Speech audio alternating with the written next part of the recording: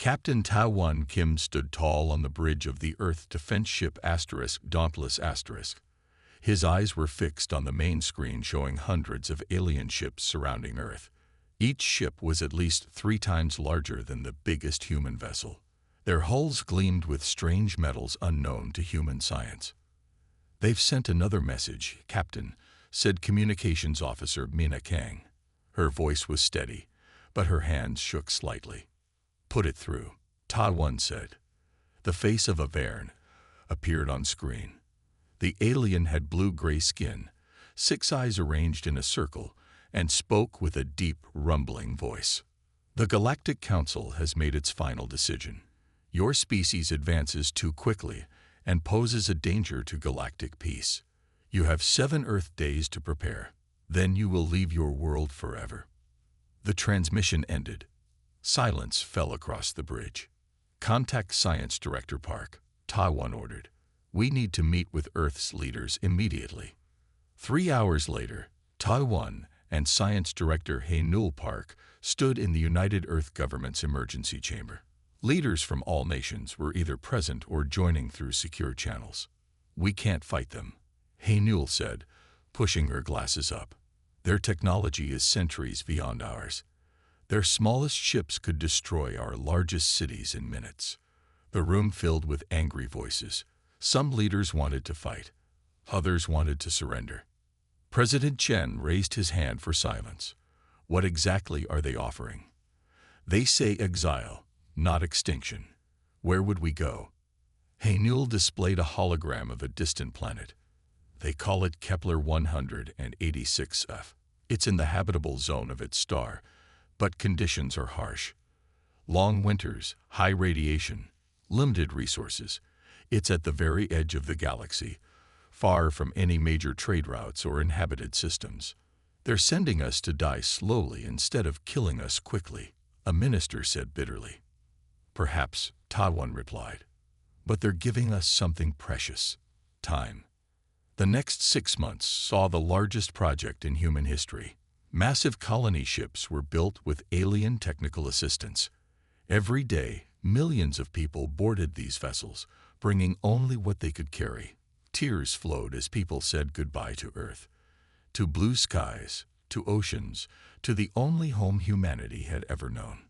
Ta-1 walked through a refugee processing center in what was once Seoul. Families waited in long lines, clutching small bags of belongings. Children asked questions their parents couldn't answer. "Captain Kim," a voice called out. He turned to see Hae-Nul running toward him, holding a sealed container. "What is it?" he asked. "Seeds," she whispered. "Not just normal plants, but every genetic sample we could save. And this." She showed him a small data crystal. "The sum of human knowledge. History, art, science, literature. Everything we are." Ta-1 nodded. "Hide it well. The Council prohibited advanced technology transfer. They can take our planet," Hae-Nul said with fierce eyes, "but they cannot take who we are." On the final day, Ta-1 stood on the bridge of the last colony ship.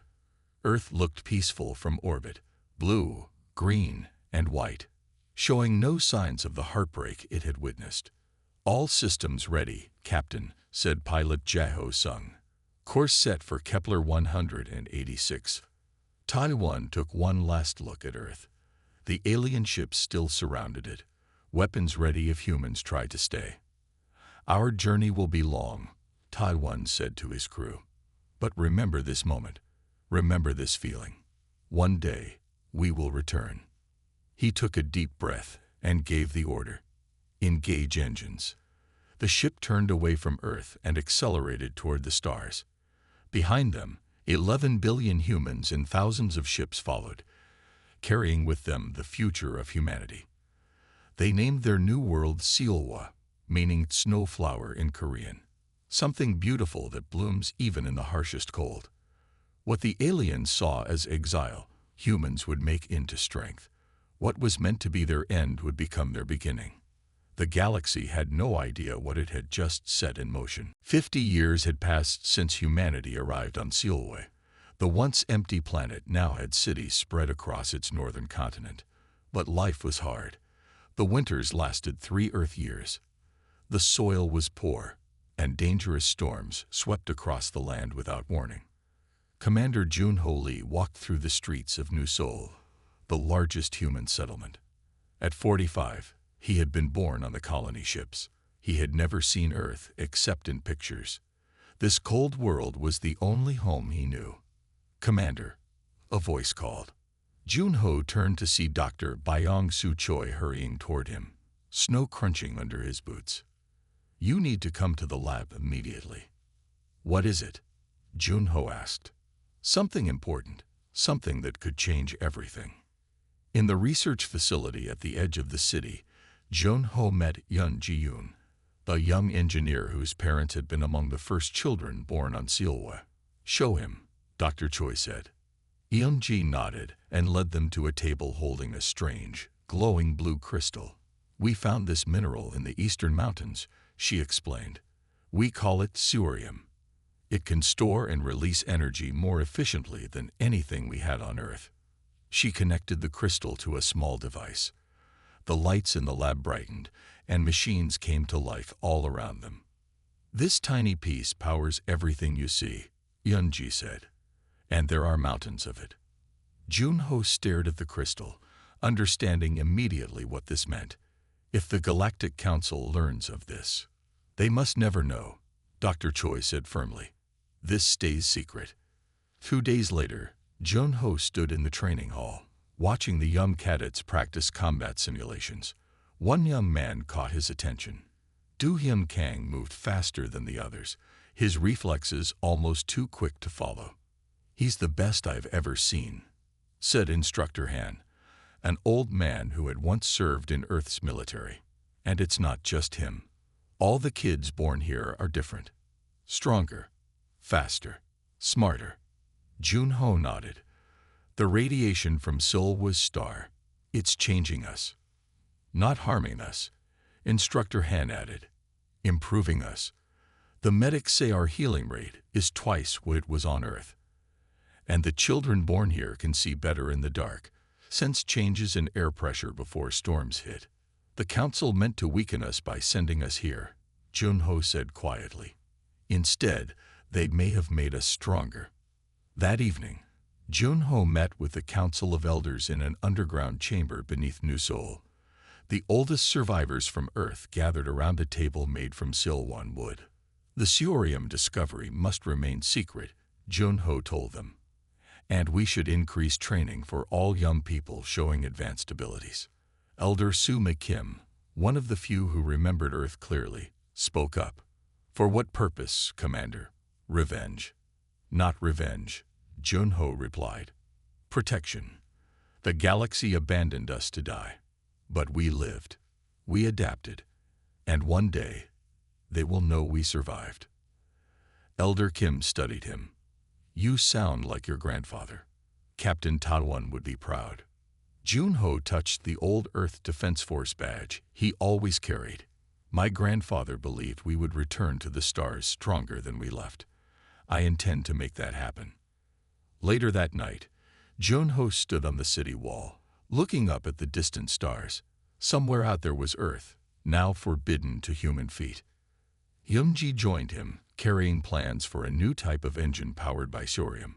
"With these," she said, "we could build ships faster than anything in the galaxy." "How long?" Jun-Ho asked. 10 years, maybe less. We'll need to train pilots." Jun-Ho nodded toward the training facility where Do-Hyun and others with enhanced abilities were pushing their limits. "I think we have our pilots." The harsh wind blew across the wall, carrying ice and snow, but neither Jun-Ho nor Yoon-ji felt the cold anymore. They had adapted, changed, evolved. "The galaxy exiled us," Jun-Ho said quietly. "They thought that was the end of our story." Yoon-ji smiled. They were wrong. It was just the beginning. 100 years had passed since the exile.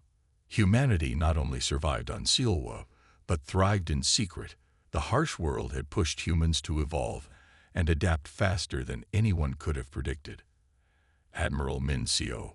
Wang stood on the bridge of the asterisk, Shadow Lotus asterisk, the fastest ship ever built by human hands. At 38, she commanded Earth's first true interstellar fleet. Her great-grandmother, Hay Newell Park, would have been proud to see how far they had come. Yun reactor at full power, Admiral, reported Chief Engineer Da Jung-ryu. Cloaking systems active. We are completely invisible to all known scanning methods. Min Seo nodded. The reactor named after Yun Ji-yoon, who had discovered curium a half-century earlier, could power the ship for decades without refueling. And Da Jung's cloaking technology made them ghosts in space. Status of the Council outpost. Min Seo asked. Lieutenant He Jin Kang checked her screens. Still under attack. 6 pirate vessels against 1 trading post. The pirates are part of the Drax Collective. The outpost has about 20 minutes before their shields fail. Min Seo studied the tactical display. The Council outpost orbited a small moon at the edge of what had once been neutral space. The Galactic Council had grown weak in recent decades, unable to protect its borders. Pirate groups like the Drax now controlled many outlying regions. How far are we from Silwa? Min Seo asked. About 6 light years, Admiral. Min Seo thought carefully. For a century, humans had hidden on Silwa, building their strength in secret. No one in the galaxy knew they had ships that could travel between stars. Revealing themselves now would be a risk. But Min Seo remembered the stories her great-grandmother told her.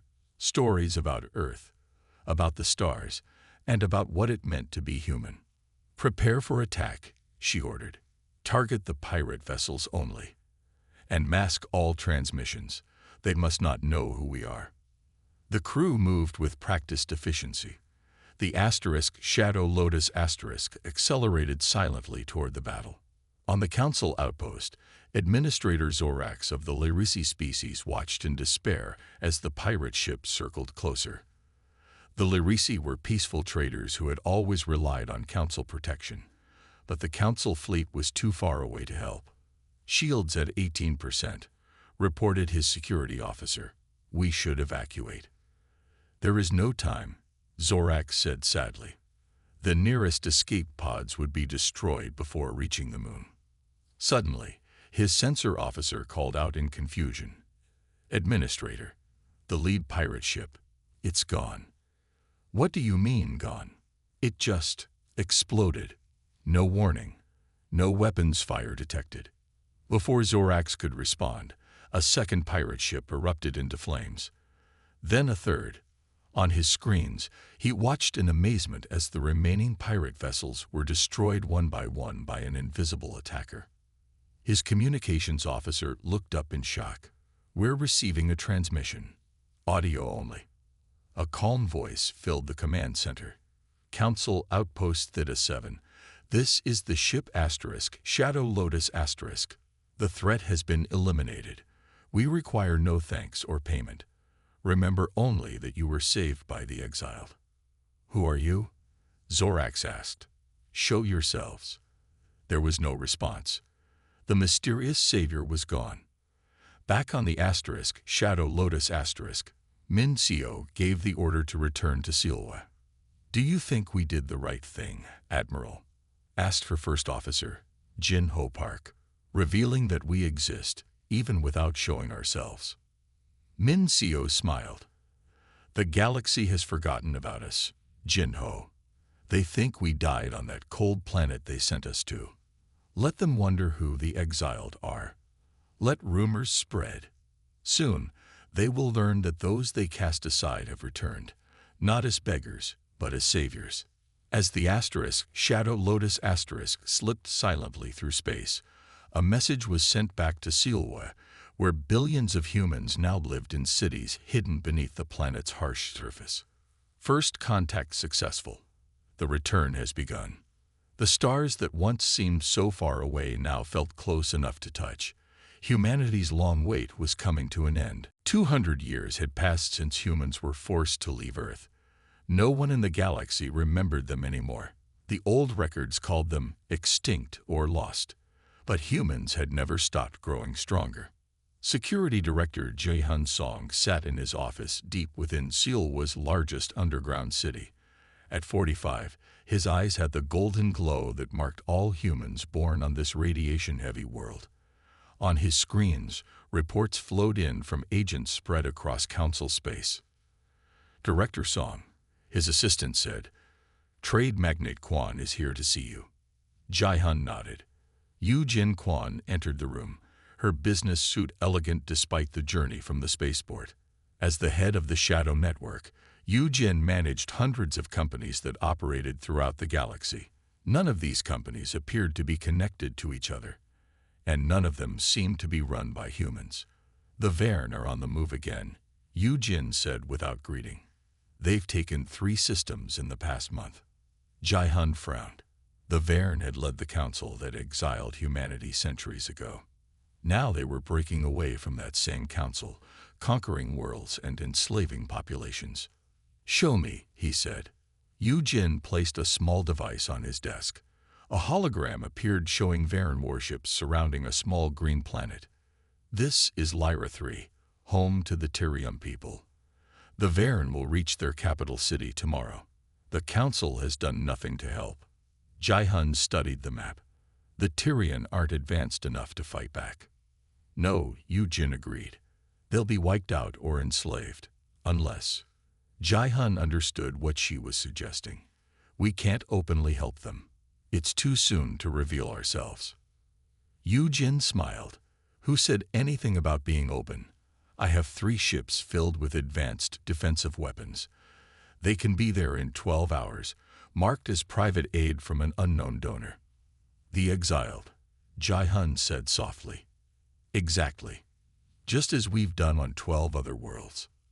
2 days later, on the Galactic Council's central world, Council investigator Jin-A Ba walked through the Grand Archive building. Unlike most humans, Jin-A lived openly among alien species. Her cover story was perfect. She claimed to be from the Novan species, which looked similar to humans, but had died out centuries ago. "Hey, are you? What do you have for me?" she asked quietly. A small device on her wrist glowed. "The pattern is clear," replied HARU, a synthetic intelligence created by Dr. Sang-min Oh on Silwa. "In the past 5 years, 27 worlds threatened by the Verne have received mysterious shipments of advanced technology, all delivered by ships that cannot be tracked." Jin-A nodded. She had been placed on the Council world 10 years earlier to monitor the growing Verne threat. What she learned troubled her deeply. "The Verne attacked the Tyrian homeworld yesterday," HARU continued. "But they were driven back by defenses that shouldn't exist on such a primitive world." "Our defenses," Jin-A whispered. "Yes, and the Council is starting to notice. A special investigator has been assigned to identify these mysterious benefactors calling themselves the Exiled." Jin-A stopped walking. "Who is the investigator?" "You are," HARU replied. "They assigned you to find yourself." Jin-A couldn't help smiling. "Perfect." On the Verne Imperial flagship, Emperor Jarkel raged at his generals. "How were we defeated by primitives?" he demanded. "The Tyrians still use ground vehicles with wheels. They have no space fleet." Spymaster Urvex bowed low. "Great Emperor, they had help. The same help that appeared on Naxos 4 and Drolan Prime. Energy shields that stopped our plasma cannons. Weapons that cut through our armor." "Who?" the Emperor demanded. "Who dares interfere with the Verne Imperium?" "They call themselves the Exiled, my Emperor. We have no other information." The Emperor's 6 eyes narrowed. "Find them. Whatever resources you need, take them. I want to know who these Exiled are." Back on Silwa, in a secret laboratory deep beneath the polar ice, Quantum Physics Director Hai-Won Shin made a discovery that would change everything. "The radiation," she told her team. "It's not just changing our bodies. It's changing the minerals too." On her screen, cerium crystals pulsed with strange energy. When one crystal was stimulated, Another crystal across the room responded instantly. Quantum entanglement, High One said with excitement. Perfect quantum entanglement on a massive scale. Do you know what this means? Her assistant nodded slowly. Weapons that can't be blocked. Engines that don't need to follow normal space rules. Yes, High One said. And it means we're finally ready to return home. To Earth. 300 years had passed since humanity was exiled from Earth.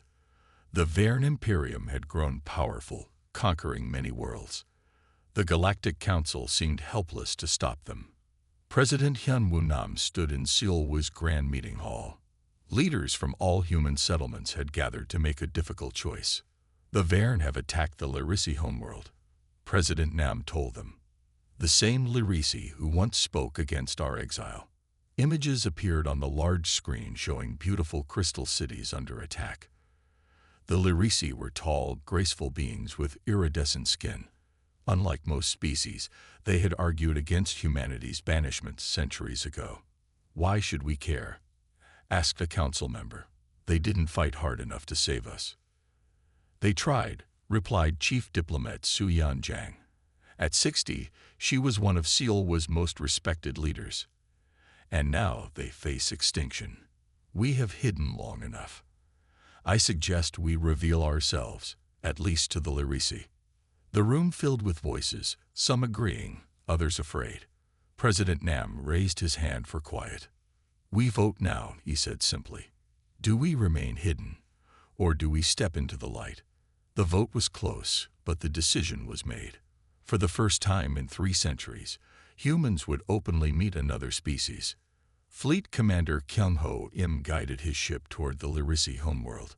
Unlike earlier human vessels, his flagship Dawn's Light didn't need to hide. It flew openly, its weapons ready. Lyrisi Defense Forces approaching, reported his tactical officer. They're asking who we are. Open a channel, Kyung-ho ordered. Tell them we are humans from Earth, and we've come to help. The Lyrisi ships kept their distance, confused by this unknown species claiming to be from a world long abandoned. Suddenly, sensors blared warnings. Verne attack ships coming in fast. Battle positions. Kyung-ho ordered calmly. Show the Lyrisi what humans can do. The Dawn's Light moved with impossible speed as Verne ships fired. Energy shields made with thorium technology absorbed the blasts without damage. Then Kyung-ho gave the order to return fire. Quantum-linked weapons struck the Verne ships with perfect accuracy. 5 enemy vessels exploded in quick succession. The others turned to retreat, but Kyung-ho's fighters caught them easily. On the Lyrisi command ship, Supreme Consul Thaler watched in amazement as these strangers destroyed a Verne attack group that had been terrorizing his people for months. Who are these humans? He wondered aloud. Diplomat Soo-yeon Jang sat across from Thaler in the great crystal hall of the Lyrisi capital. Around them, Lyrisi leaders watched with curiosity and caution. We are the descendants of those exiled from Earth 300 years ago, Soo-yeon explained. The galaxy tried to forget us, but we survived. We grew stronger. Humans were said to have died out, Thaler said. Your harsh world was thought to be uninhabitable. Soo-yeon smiled. We adapted. The radiation changed us, made us better, and we built a new civilization in secret. Why reveal yourselves now? Thaler asked. Because the Verne must be stopped, and because your people once stood for us when no one else would. Thaler studied her golden eyes. The mark of generations born under Seoul's radiation. What do you propose? An alliance, Soo-yeon replied. Equal partners. We provide technology and protection. You provide a voice in council space and help us build more alliances. You wish to return to the galactic community? Thaler asked. We wish to save it, Soo-yeon corrected. Starting with your people. 3 days later, the first official human-Lyrisi alliance was signed. For the first time in centuries, humans walked openly on a world not their own. Young Lyrisi children gathered around human visitors, fascinated by their golden eyes and quick movements. Human scientists shared medical technology that could save millions of Larissi lives. In orbit, Fleet Commander Kyung-ho watched as his ships patrolled alongside Larissi vessels. His communications officer approached with a message. "Sir, President Nam is calling from Sealway. The Council has learned of our alliance with the Larissi, and the Varen Emperor has issued a statement." "What does it say?" Kyung-ho asked. "The Emperor says he remembers humans now, and he promises to finish what was started 3 centuries ago." Kyung-ho smiled. "Let him try. This time, we're ready." The long isolation of humanity had ended. The exiles had returned to the stars. News of the human-Larissi alliance spread quickly through the galaxy. Other species facing Varen attacks soon asked for help. Within months, 7 worlds had joined what they called the Concordat of Free Worlds. Strategic Director Se-Jin Moon worked in the Concordat's new headquarters on the Larissi homeworld. Her job was to coordinate defense across multiple star systems. At 52, she had spent her entire career planning for humanity's return to the stars. "The Trellin system needs immediate support," Se-Jin told her staff. "Send 2 ships with shield generators. The Varen will attack within 3 days." An aide approached with a secure message. "Director, we have a problem. Our communications between Sealwa and the Nirix outpost were intercepted. The Varen may have broken our codes." Se-Jin's golden eyes narrowed. "How much did they learn?" "We don't know, but we should assume the worst." Se-Jin nodded grimly. "Alert all commanders. Change all security protocols immediately." On the Varen homeworld, Emperor Jark Hel received the most surprising news of his long life. His spymaster, Urvex, knelt before him with a data crystal. "My Emperor, we know who the Exiled are," Urvex said. "They are humans from Earth." The Emperor's 6 eyes widened. "Impossible. The humans died centuries ago." "No, Great One. They survived on that ice world. And they have grown powerful. Their technology now exceeds even ours." The Emperor stood, his tall frame towering over his spymaster. "Humans, the weak apes who could barely leave their own planet when we exiled them. They are weak no longer," Urvex warned. "And they have allied with the Larissi, the Trellin, and 5 other species. This changes everything," the Emperor said, "and our campaigns against the Council worlds. Focus all our forces on finding their homeworld. I want Sealwa located and destroyed." Urvex bowed. "As you command." On Sealwa, Quantum Physics Director Hai-Won Shin worked day and night in her laboratory. Since discovering the quantum properties of curium, she had pushed her research to its limits. "The final tests are complete," she told her team. "The quantum entanglement engines work perfectly, and the weapons cannot be blocked by any known shield technology." Her chief engineer looked worried. "But we've only built prototypes. We need more time to produce enough for our entire fleet." "Time is something we don't have," Hai-Won replied. "Our intelligence suggests the Varen have discovered our location. They will come for us soon." She walked to the window overlooking Sealwa's capital city. After centuries underground, humans had begun building on the surface. Great domes protected them from the harsh weather. Children played in parks under artificial sunlight. "Everything our ancestors built is at risk," she said quietly. "We cannot fail now." In deep space, Jin Eba's small scout ship raced toward Sealwa. She had abandoned her cover as a council investigator once she learned of the Varen's discovery. "AARU, what's our status?" she asked the AI companion. "We are being pursued by 3 Varen vessels," HARU replied. "They will overtake us in 27 minutes. Jin A checked her weapons. "Can we fight?" "Negative. These are capital ships. Our only chance is to reach the Nyx Nebula and hide." Jin A changed course toward the dense cloud of gas and dust. "The data we carry must reach Sealway. The Varen fleet movements, their attack plans, everything. I have prepared a data buoy that will continue to Sealway, even if we are captured," HARU said. Jin'e smiled grimly. Let's hope it doesn't come to that. On the Larissi homeworld, President now met with the leaders of the Concordat. Representatives from 7 species sat around a circular table. The Varen know who we are, Nam told them. They have abandoned their war with the Council. Now they come for us. Thaler, the Larissi Supreme Consul, spoke solemnly. Then we must prepare for the greatest conflict of our age. Yes, Nam agreed, but we have one advantage they don't expect. He activated a hologram showing a massive structure being built around Silwa's sun. For 50 years, we have been constructing this in secret, a Dyson swarm that captures the entire energy output of our star. When complete, it will power weapons that can end this threat forever. The alien leaders stared in amazement. How long until it's ready? Asked the Trellan representative. Nam's face was grim but determined. We need 3 more months. Let us hope we have that long. The Varen attack came sooner than expected. 1,000 warships appeared near Silwa, the largest fleet ever assembled in galactic history. Supreme Commander Tajun Park stood in Silwa's Defense Command Center. At 65, he had trained his entire life for this moment. Around him, officers worked calmly at their stations. No one showed fear. The Varen fleet has entered the outer system, reported Sensor Chief Minho Kang. They will reach Defense Line 1 in 40 minutes. Taijun nodded. Send the signal. Activate Operation Homecoming. Throughout the Sealway system, hidden installations came to life.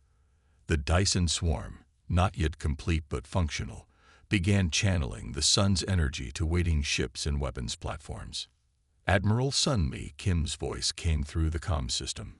Defense fleet ready, Commander. All ships report quantum weapons online.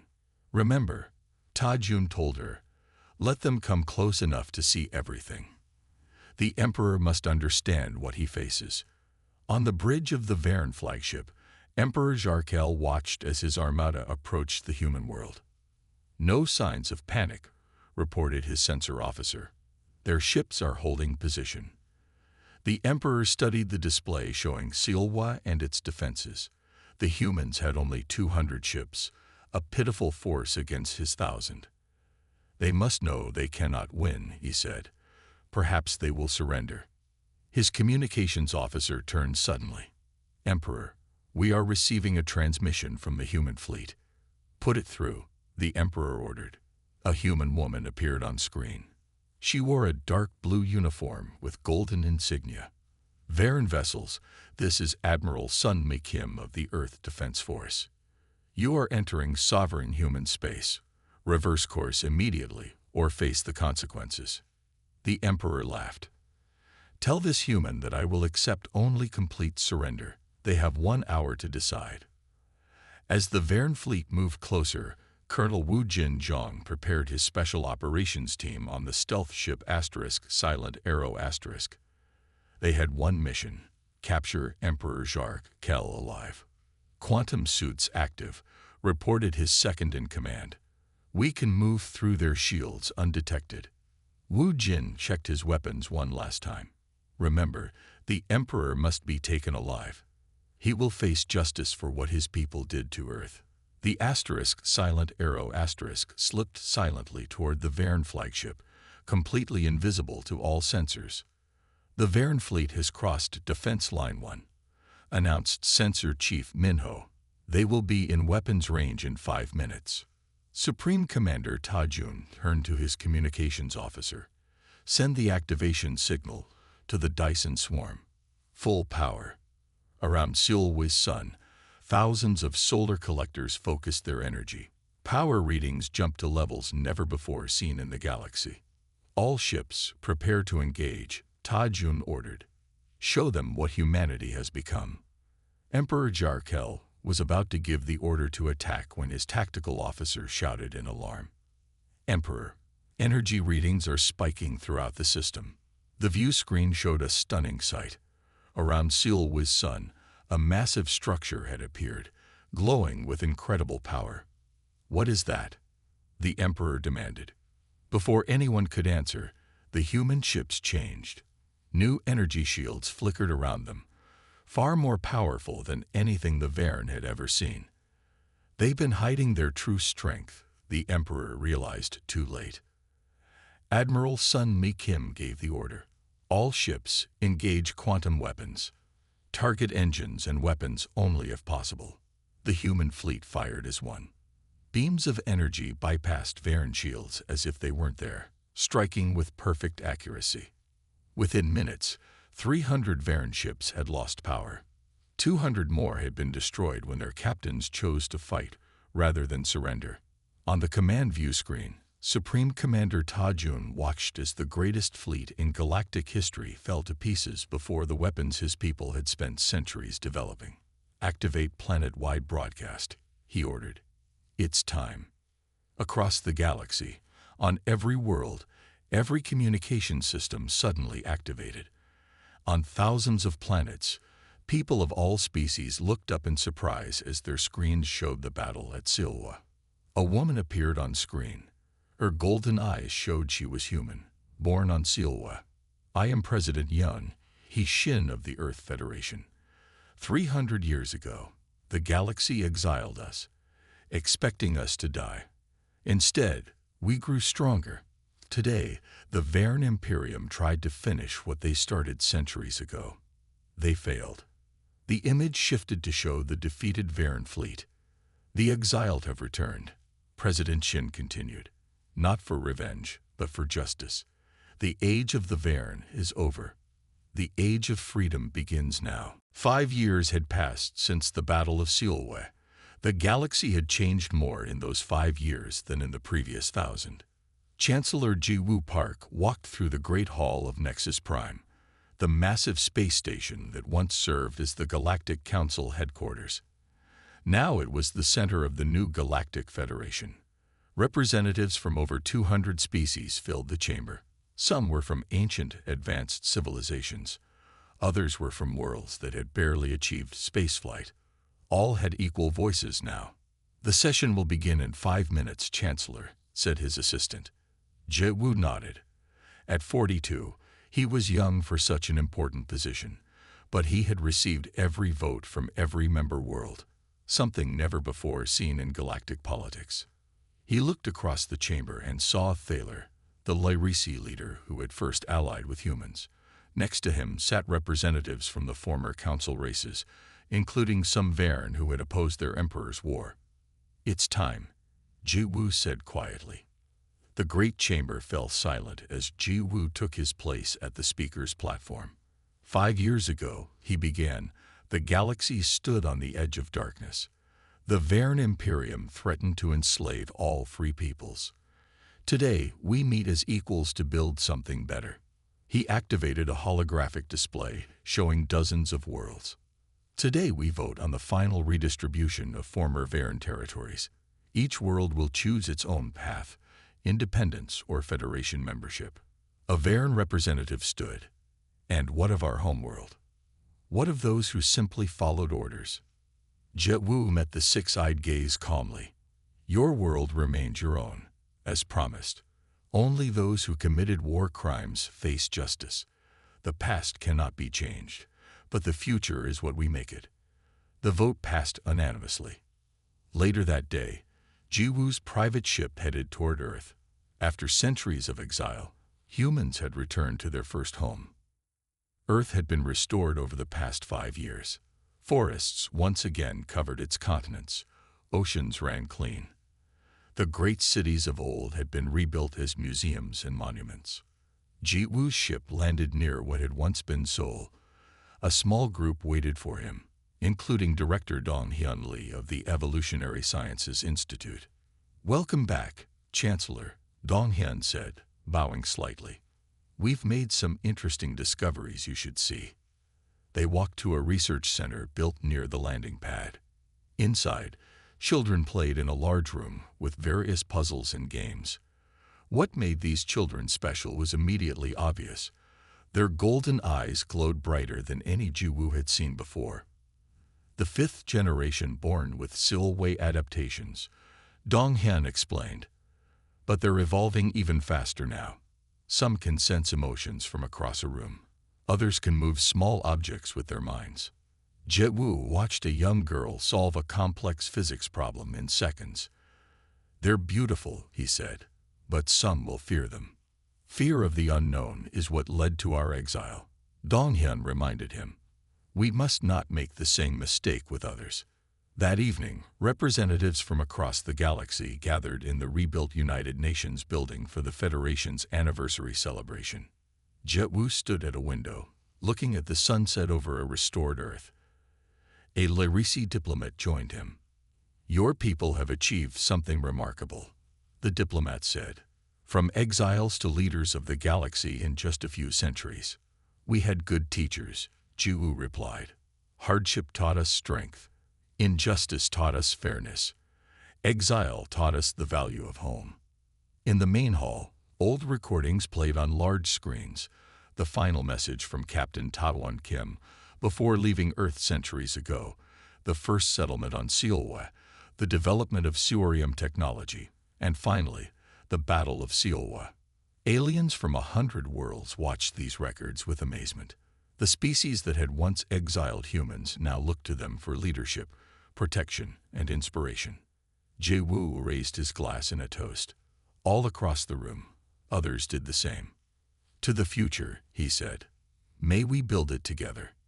Outside, the stars shone down on Earth, one small planet in a vast galaxy that humans had left as exiles and returned to as rulers.